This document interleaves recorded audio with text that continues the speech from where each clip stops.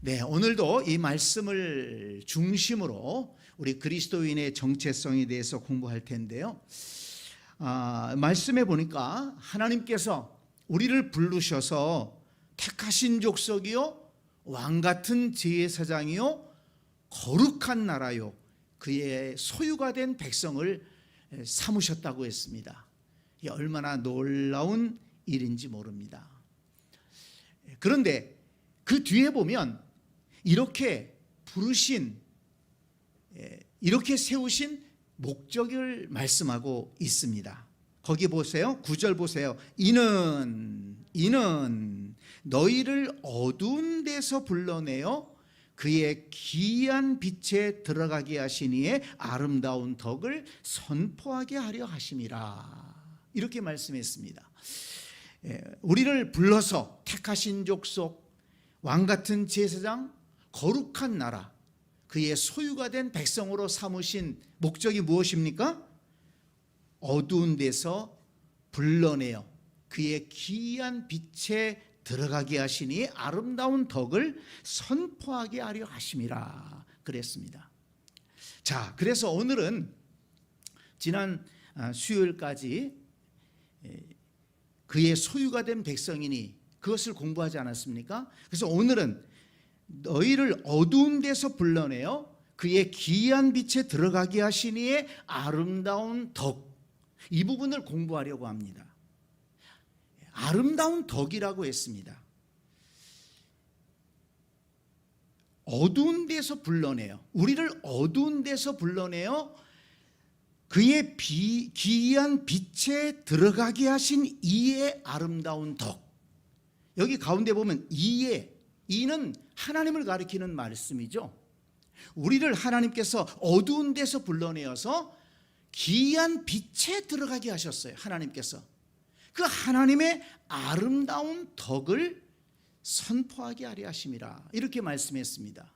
그래서 이 말씀을 묵상하면서 여기 하나님의 아름다운 덕, 이것이 무엇일까를 묵상을 했는데요.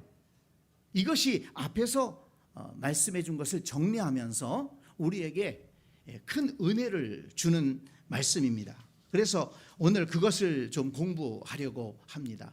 여기 덕이라는 표현을 썼어요. 아름다운 하나님의 아름다운 덕을, 하나님의 아름다운 덕을 선포하게 하려 하심이라. 이 덕이라고 그러니까 잘 이해가 안 되더라고요.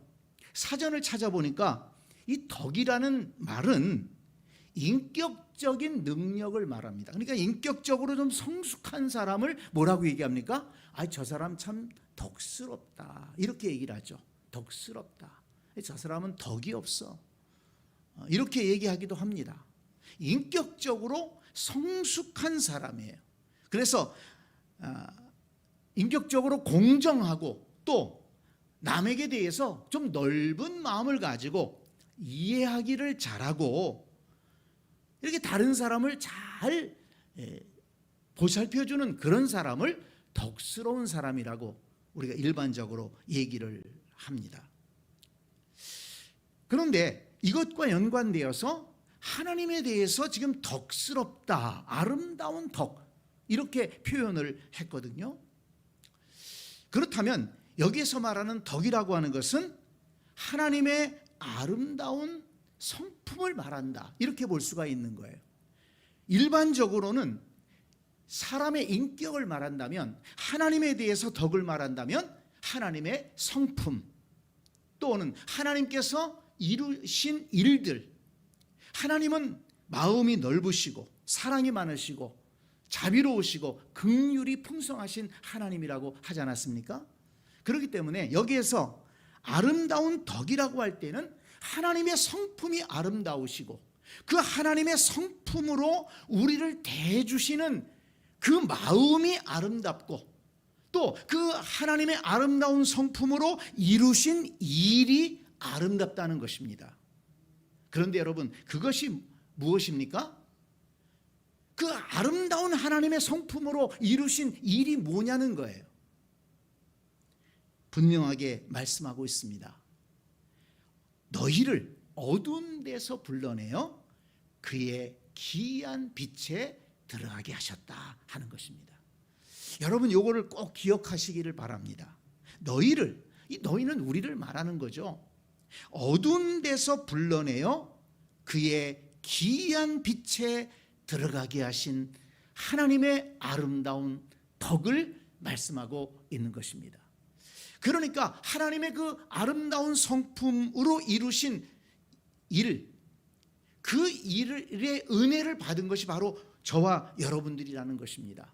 그래서 이 말씀을 다른 번역, 새 번역 성경을 좀 찾아보니까, 그래서 여러분을 어두움에서 불러내어 자기의 놀라운 빛 가운데로 인도하신 분의 업적을 여러분이 선포하는 것입니다. 이렇게 번역을 해놨더라고요. 업적이라는 표현을 썼어요. 그리고 또 공동 번역본을 보니까, 그러므로 여러분은 어두운 데서 여러분을 불러내어 그 놀라운 빛 가운데로 인도해 주신 하나님의 놀라운 능력을 널리 찬양해야 합니다. 여기에서는 하나님의 놀라운 능력이라는 그런 표현으로 번역을 했습니다. 그래서 여기에서 말하는 하나님의 아름다운 덕은 앞에서도 말씀드렸지만, 하나님께서 우리를 불러서 어두운 데서 불러내어서 그 놀라운 빛 가운데로 인도하신 그 하나님의 은혜, 그 하나님의 그 능력, 하나님의 그 마음을 지금 표현하는 말씀이다. 이렇게 이해할 수가 있습니다. 자, 그렇다면 이 어두운 데서, 우리를 어두운 데서 불러내어 그의 기이한 빛에 들어가게 하셨다라고 하는 이 말씀이 어떤 의미일까? 이 말씀은 우리가 다 아는 말씀입니다만 오늘 다시 한번 구체적으로 공부를 하려고 하는데요, 은혜가 됩니다. 이 말씀을 묵상하면서 살펴보니까 두 가지 큰 의미로 이해할 수가 있어요. 첫 번째는 어둠의 권세에서 건져내어서 하나님의 나라로 옮기셨다는 것을 의미한다. 다른 말로 하면 우리 영적인 구원을 의미한다 하는 것입니다. 우리를 어두운 데서 불러내어 그의 기이한 빛에 들어가게 하셨다. 이것은 우리의 영적인 구원을 말하는 것이다. 어두움의 권세에서 불러내어서, 죄의 권세에서 불러내어서 하나님의 자녀 삼아 주시고 하나님 나라의 백성이 되게 하셨다 하는 것입니다.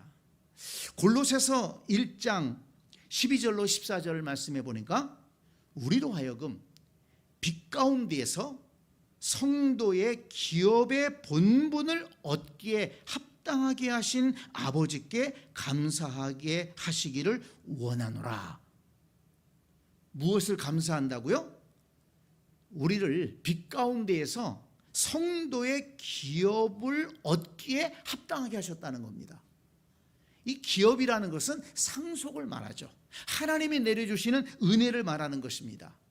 그래서 우리를 빛 가운데 거하게 하시고 하나님의 은혜, 하나님의 상속을 받게 하신 그 하나님 앞에 감사하게 한다. 그러면서 13절에 보면, 그가 우리를 흑암의 권세에서 건져내사 그의 사랑의 아들의 나라로 옮기셨으니 그 아들 안에서 우리가 속량 곧 죄사함을 얻었도다 그랬습니다. 여러분, 저와 여러분이 하나님께로부터 받은 은혜가 무엇인 줄 아시죠? 하나님께서 우리를 위해서 이루신 그 아름다운 덕이 무엇인 줄 아시죠? 우리를 흑암의 권세에서 건져내어서 하나님의 나라에 옮겨 놓으셨다는 것입니다. 그래서 우리가 성도의 기업의 본분을 얻기에 합당하게 하셨다는 것입니다. 하나님의 나라에서 하나님이 성도들을 위해서 예비하신 그 놀라운 은혜와 영광스러움을 받기에 합당한 자들로 만드셨다는 것입니다. 여러분, 이것이 얼마나 놀라운 은혜요 축복입니까? 마태복음 4장 16절 17절을 보니까 예수님께서 이제 처음으로 복음을 전하시는데 그 광경을 어떻게 표현하고 있냐면, 흑암에 앉은 백성이 큰 빛을 보았고, 사망의 땅과 그늘에 앉은 자들에게 빛이 빛이었도다. 그러니까 흑암이라는 것은, 어둠이라는 것은 성경적으로 보면 죄와 사망과 멸망을 말하는 것입니다. 그런데 예수님이 오셔서 흑암에 앉은 백성에게, 죄로 인해 멸망할 백성들에게 생명의 빛을 비춰주셨다는 것입니다. 그래서 거기 보니까 이때로부터 예수께서 비로소 전파하여 이르시되 회개하라 천국이 가까웠느니라 하시니라. 예수님께서 회개하라 천국이 가까웠느니라 이렇게 말씀하셨어요. 회개하라 천국이 가까웠느니라. 이 말씀은 바로 흑암에 앉은 백성들을 건져내어서 빛의 나라, 하나님의 나라로 인도하기 위한 말씀이다. 이렇게 우리가 이해할 수가 있는 것입니다. 자, 여러분, 고린도후서 말씀을 한번 찾아보겠습니다. 고린도후서 4장 4절 말씀을 찾아보세요. 고린도후서 4장 4절.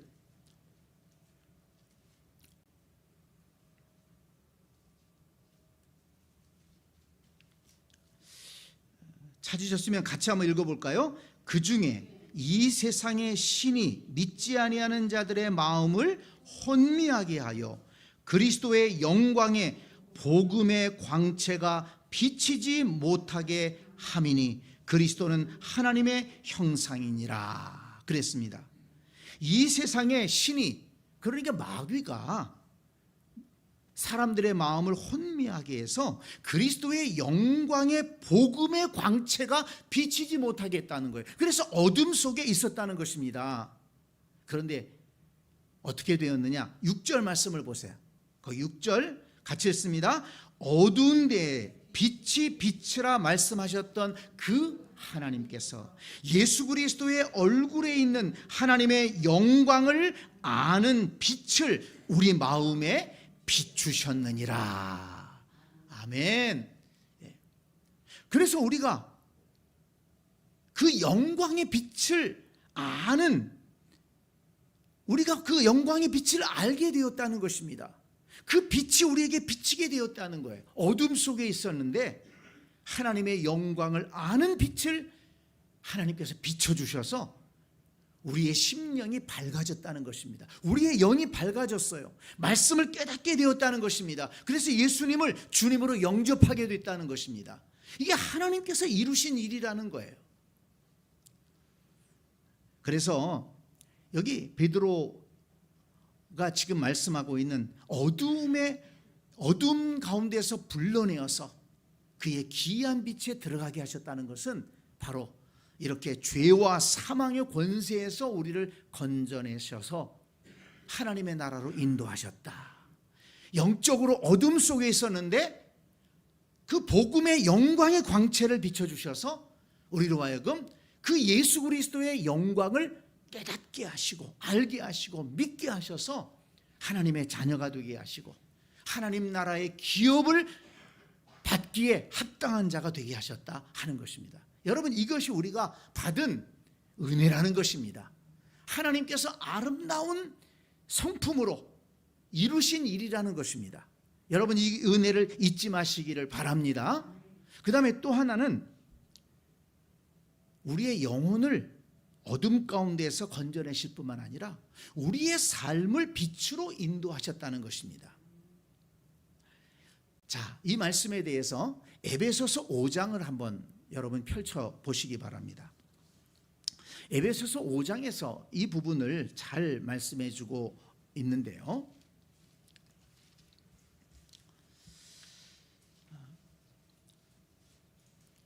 어둠의 삶에서 빛의 삶으로 부르셨다는 것입니다. 우리의 영혼을 어둠의 권세에서 건지실 뿐만 아니라 우리의 삶을 어둠의 삶에서 빛의 삶으로 인도하셨다 하는 것입니다. 자, 에베소서 5장을 주제별로 좀 크게 이렇게 살펴볼 텐데요. 여기에서 주제 성구가 뭐냐? 8절이라고 저는 생각합니다. 자, 8절을 한번 보세요. 에베소서 5장 8절 같이 읽습니다. 시작. 너희가 전에는 어둠이더니 이제는 주 안에서 빛이라. 빛의 자녀들처럼 행하라. 행하라. 여기서 강조하는 것이 행하라 하는 것입니다. 행하라. 행하라. 어떻게 행하라? 빛의 자녀들처럼 행하라. 어둠의 자녀들처럼 행하지 말고 빛의 자녀들처럼 행하라. 이것을 강조하고 있습니다. 그러니까 이 베드로 사도가 뭘 얘기했습니까? 어두운 데서 불러내어 그의 기이한 빛에 들어가게 하시니의 아름다운 덕이라고 그랬는데, 이것은 우리의 영적인 면에서의 구원일 뿐만 아니고 우리의 삶이 변화되어서 빛의 삶을 살아가게 된다는 것입니다. 예수님께서도 말씀하셨죠. 너희는 세상의 빛이라. 너희 빛을 사람들에게 비추어서 너희의 선한 행실을 보고 하나님께 영광을 돌리게 하라. 이렇게 말씀하지 않으셨습니까? 그러니까 구원받은 성도의 삶은 빛된 삶이 되어야 된다는 것입니다. 어둠의 삶이 아니라 빛의 삶이 되어야 된다는 것이에요. 그런데 그 빛의 삶이라는 게 뭡니까? 그것을 이 에베소서 5장에서 바울이 몇 가지로 강조해서 얘기하고 있는데요. 이것을 다 자세하게 살펴볼 수는 없고 주제별로 몇 가지 살펴볼 수가 있습니다. 첫째는 1절, 2절 말씀에 보면 사랑 가운데 행하라. 자, 1절 보세요. 그러므로 사랑을 받은 자녀같이 너희는 하나님을 본받는 자가 되고, 하나님을 본받으라고 그랬습니다. 그런데 하나님의 어떤 것을 본받으라고 그랬느냐? 2절 보세요. 그리스도께서 너희를 사랑하신 것 같이 너희도 사랑 가운데에서 행하라. 행하라. 사랑 가운데에서 행하라. 근데 그 기준이 뭐예요? 그리스도께서 너희를 사랑하신 것 같이 너희도 사랑 가운데서 행하라. 우리가 놓치면 안 되는 것이 바로 이것입니다. 그리스도께서 우리를 사랑하신 사랑을, 그걸 놓치면 안 된다는 것입니다. 왜냐하면 그리스도께서 우리를 사랑하신 것 같이 우리도 사랑하기를 힘써야 되기 때문에 그렇습니다. 그 뒤에 그는 우리를 위하여 자신을 버리사 향기로운 제물과 희생제물로 하나님께 드리셨느니라. 항상 그리스도께서 우리를 사랑하신 그 사랑, 자기를 버리고 우리를 위해서 자신을 희생하신 그 사랑을 기억하고 그 사랑을 본받아서 우리도 이웃을 사랑하기를 힘써야 된다 하는 것입니다. 이것이 빛된 자녀의 삶이라는 것입니다. 빛 가운데에서 살아가는 삶이라는 거죠. 여러분, 미워하고 갈등하고 다투고 비난하고 비방하고 이런 것은, 조롱하고 이런 것은 어두움의 삶입니다. 이제는 우리가 빛에 들어가기 때문에 이제는 빛의 자녀들처럼 살아야 된다는 거예요. 근데 빛의 자녀들처럼 사는 게 뭐라고요? 예수 그리스도를 본받아서 서로 사랑하는 삶을 살아야 된다. 이것을 강조한 것입니다. 또 하나 3절부터 11절까지는 착하고 의롭고 진실한 삶을 살아야 된다라는 것을 강조합니다. 자, 우리가 아까 8절 말씀을 요절로 읽었는데요. 9절 보세요. 너희가 전에는 어두움이더니 이제는 주 안에서 빛이라. 빛의 자녀들처럼 행하라 그랬는데, 빛의 열매는 9절에 빛의 열매는 뭐라고요? 모든 착함과 의로움과 진실함에 있느니라. 그러니까 빛의 자녀들처럼 행하는 것이 뭐냐? 한마디로 얘기하면 모든 착함과 의로움과 진실함이다 하는 겁니다. 그러니까 빛의 자녀들의 성품은 어떻습니까? 착함과 의로움과 진실함에 있다는 것이에요. 근데 이것은 하나님의 성품입니다. 하나님은 선하신 분입니다. 하나님은 의로우신 분입니다. 하나님은 진실하신 분입니다. 그렇기 때문에 하나님의 자녀들도 성품이 착해야 돼요. 하나님의 사람들은 독하면 안 돼요. 독하면 안 돼요. 근데 독한 사람들이 있어요. 교회 다니면서도 예수님을 오래 믿으면서도 그 마음의 독을 씻어버리지 못한 분이 있어요. 뭔가 그냥 마음에 안 들고 뭔가 좀 갈등이 있으면 끝장을 보려고 그러고 심하게 비난하고 비방하고 욕하고 그런 삶을 벗어나지 못한 분들이 있어요. 그러면 정말 그분은 예수 그리스도를 주님으로 영접했을까? 의심하게 되는 거예요. 그 마음에 그리스도가 계시고 선하신 그리스도,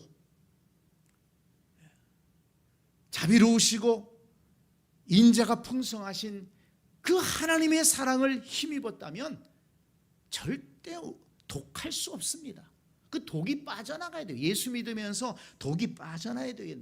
왜요? 우리가 은혜를 받았으니까. 하나님의 은혜를 받은 자고 하나님의 사랑을 받은 자예요.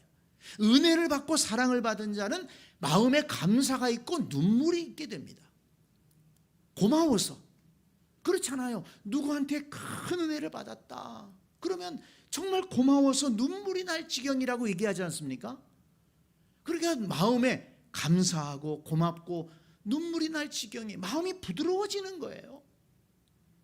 너그러워지는 것입니다. 그러니까 빛의 자녀는 모든 착함과 의로움과 진실함에 있다. 의롭다는 것은 하나님의 말씀을 따라 살아간다는 것을 말하죠. 진실함이라는 것은 거짓이 없다는 것을 말하지 않습니까? 그래서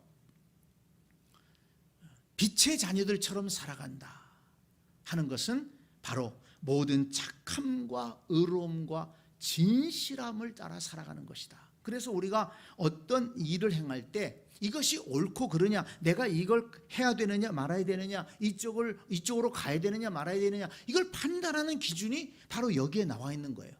빛의 자녀들처럼 행하라. 빛의 열매는 모든 착함과 의로움과 진실함에 있느니라. 내가 하고자 하는 일이 착한 일이 아니다, 의로운 일이 아니다, 진실한 일이 아니다 라고 하면 그건 하지 말아야 돼요. 하나님의 뜻을 물을 필요가 없어요. 하나님께서 분명하게 여기 그 뜻을 말씀해 주고 있습니다. 그런데 착하지 않은 일을 하면서, 착하지 않은 행동을 하면서, 착하지 않은 말을 하면서, 의롭지 않고 진실하지 않은 일을 하려고 하면서 하나님의 뜻을 묻는다?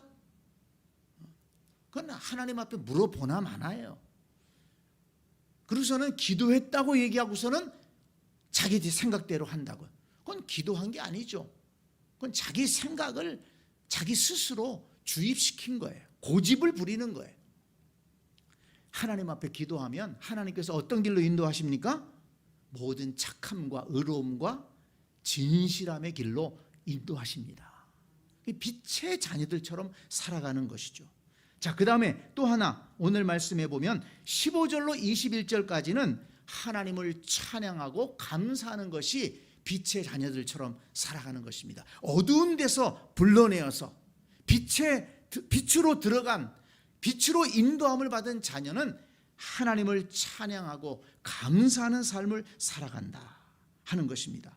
자, 19절 말씀을 보세요. 시와 찬송과 신령한 노래들로 서로 화답하며 너희의 마음으로 주께 노래하며 찬송하며 범사의 우리 주 예수 그리스도의 이름으로 항상 아버지 하나님께 감사하며 그리스도를 경외함으로 피차 복종하라. 이게 빛으로 들어간 성도들의 삶이라는 것입니다. 그러면서 15절로 18절에 보면 그렇지 못한 삶을 얘기하고 있는데 한번 보세요. 15절. 그런즉 너희가 어떻게 행할지를 자세히 주의하여 지혜 없는 자같이 하지 말고 오직 지혜 있는 자같이 하여 세월을 아끼라. 때가 악하니라. 그러므로 어리석은 자가 되지 말고 오직 주의 뜻이 무엇인가 이해하라. 주의 뜻이 무엇인가 이해하라. 그 주님의 뜻이 뭐냐? 술 취하지 말라. 이는 방탕한 것이니 오직 성령으로 충만함을 받아라. 술 취하지 말라는 거예요.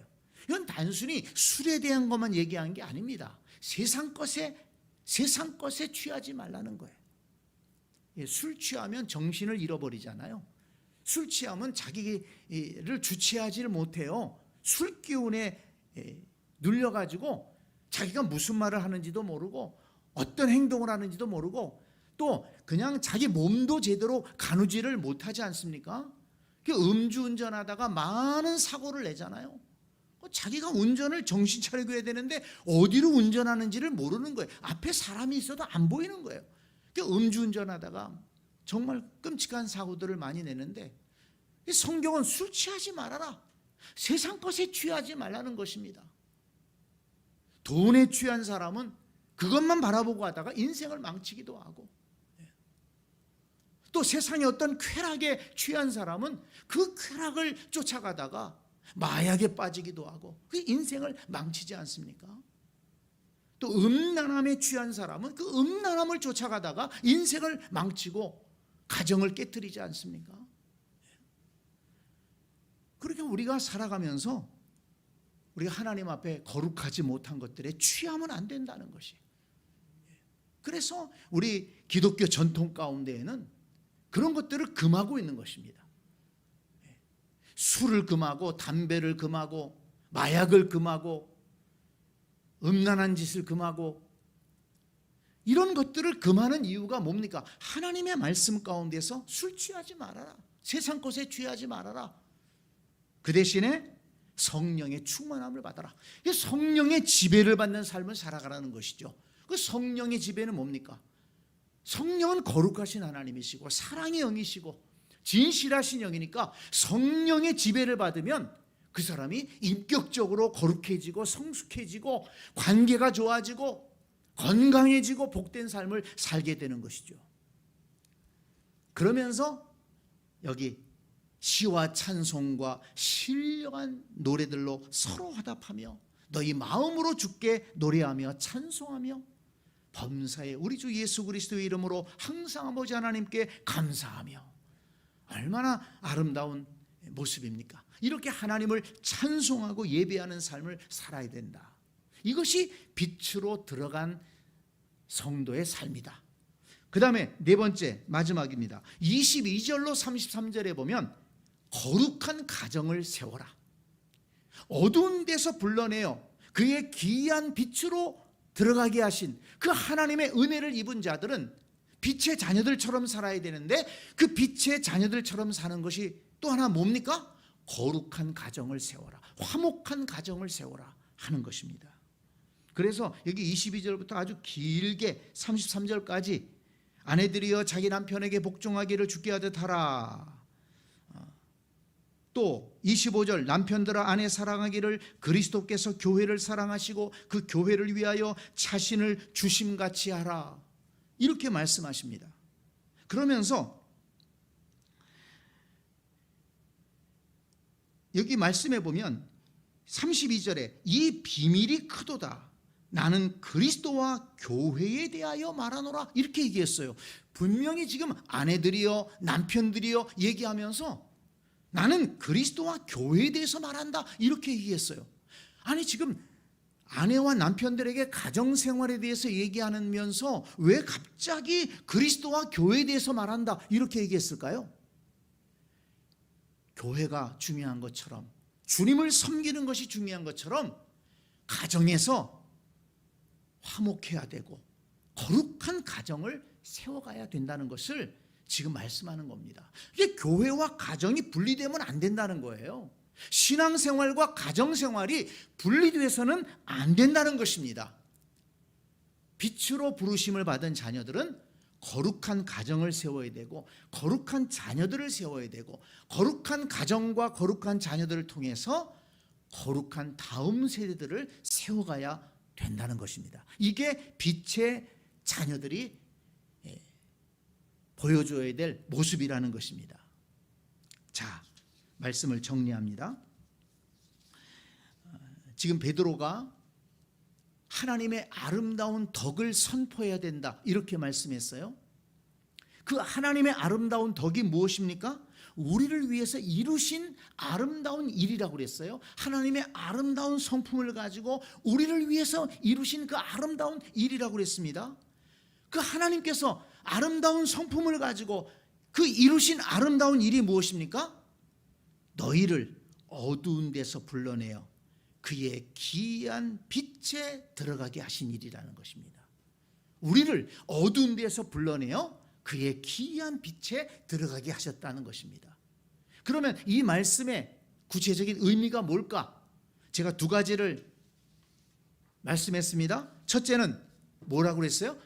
어둠의 권세에서, 죄의 권세에서, 사망의 권세에서 우리를 건져내어서 하나님의 자녀 삼아주시고 거룩한 나라, 하나님의 나라 백성이 되게 하시고 하나님의 기업을 받기에 합당한 자가 되게 하셨다.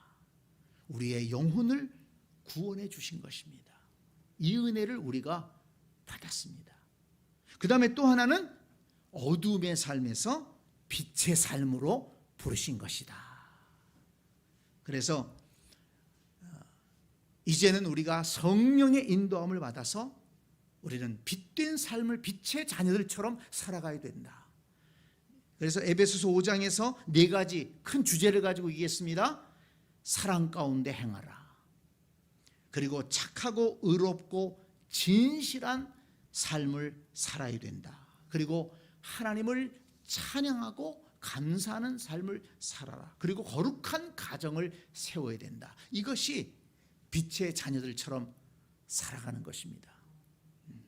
이 은혜를 우리가 받은 것이죠. 우리가 영적으로 어둠의 권세에서 건져내서 하나님의 나라로 들어가게 하시고 또 어둠의 삶, 죄 짓는 삶, 인간을 불행하게 만드는 삶에서 벗어나서 이제는 서로 사랑하고 화목하게 진실하게 개인의 삶을 세우고 또 가정을 세우고 나라를 세우고 다음 세대를 세우는 이런 아름다운 삶을 살아가라고 우리에게 말씀하고 있는 것입니다. 저와 여러분이 하나님께서 이루신 이 아름다운 일들의 은혜를 받았으니 이 아름다운 그 하나님의 은혜를 감사하면서 우리도 하나님을 본받아 아름다운 덕을 끼치는 삶을 살아가는 복된 성도들이 다 되시기를 간절히 축원합니다. 아멘.